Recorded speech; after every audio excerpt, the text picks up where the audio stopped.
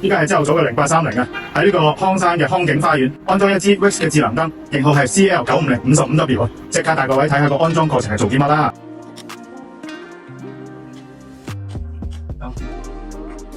好，校燈呢度鬆咗嘅，好嘅，咁啊安全第一，揀咗佢。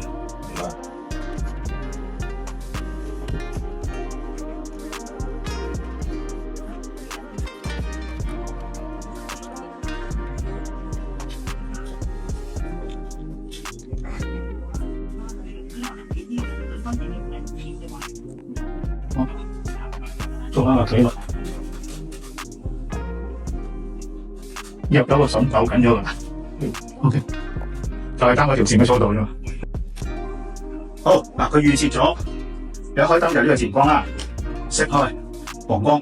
咁佢呢個 step 咧，喺你未用嘅 app 做 set up 之前咧，佢就係跟住呢個 step 噶啦，自然光、黃光，就係呢個 step 啦。連續快撳5下，嗱，我哋試下啦嚇，1、2、1、2、1、2，喺呢種狀態就係喺 pair 嘅狀態，係啦，你要喺呢種狀態先可以用個 app 拎到佢嘅。唔係你就拎唔到嘅。好，你而家可以試下用個 app 試下加唔加到佢入去。係啦。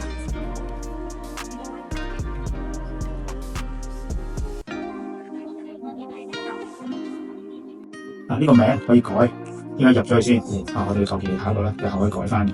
嗱，佢呢咪有第一個嘅開關電源，有2個選項。呢個咧就係第一下咪日光定廿點光嘅。呢個你可以第日點改都得嘅。入邊即係仲有啲叫寫嘅場景係啦。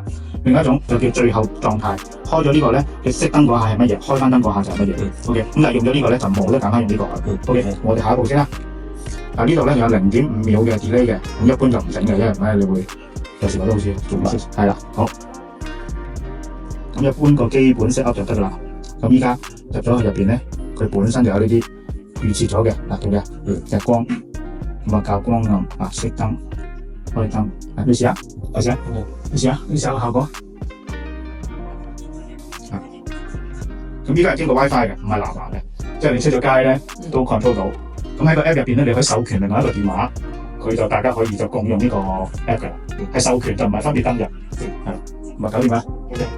各位啱啱睇完我喺康景花園安裝完成 Philips Wix CL95055W Smart Ceiling Light 智能天花燈嘅安裝工作記錄，以及同客人一齊現場如何設定 Philips Wix CL95055W Smart Ceiling Light 智能天花燈嘅產品，絕非一般出邊嘅外判師傅或者無牌黑工可以媲美嘅。T1 Lighting 全方位安裝服務嘅優勝之處，除咗委任合法合規嘅註冊持牌電工安裝產品，全方位嘅安裝服務仲包括現場同客人一齊做基本嘅智能設定，幫客人慳翻好多寶貴嘅時間。而且以上呢個 Philips Wix CL95055W Smart Ceiling Light 智能天花燈原價係1880，依家只需要訂閱 T1 Lighting YouTube Channel， 喺影片下面俾個 like， 留言 T1 Lighting Crossover Philips， 客人家中嘅安裝條件只需要符合基本嘅要求，就可以用2218享受到原廠 Philips Wix CL95055W Smart Ceiling Light 嘅智能天花燈產品，加埋機電署註冊店嘅承辦商委任適當級別嘅持牌電工，全方位安裝及保養服務，包括咗2年原廠 Philips 嘅零件保養，以及2年註冊持牌電工免費上門有壞1換1嘅保養服務，全港獨有，信心保證。Philips Wix CL95055W 同埋40W Smart Ceiling Light 智能天花燈嘅產品，亦都已經安裝咗喺灣仔利威商業大廈 HKTV Mall 嘅保養中心。各位朋友可以喺購買之前，如果想了解多啲 Philips Wix CL95055W Smart Ceiling Light 智能天花燈產品嘅資訊，我 Tommy 梗係歡迎你嚟到灣仔利威商業大廈9樓全層 HKTV Mall Online Shop 保養中心啦。我會親自喺度為各位朋友講解 Philips Wix CL95055W 同埋40W Smart Ceiling Light 智能天花燈產品嘅光度、功能、如何設定嘅方法。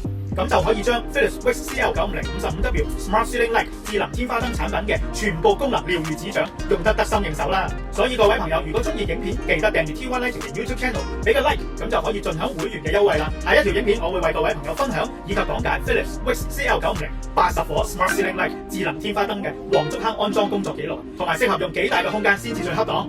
今次就講到呢度啦，多謝收睇，我哋下一條影片再見啦，拜拜。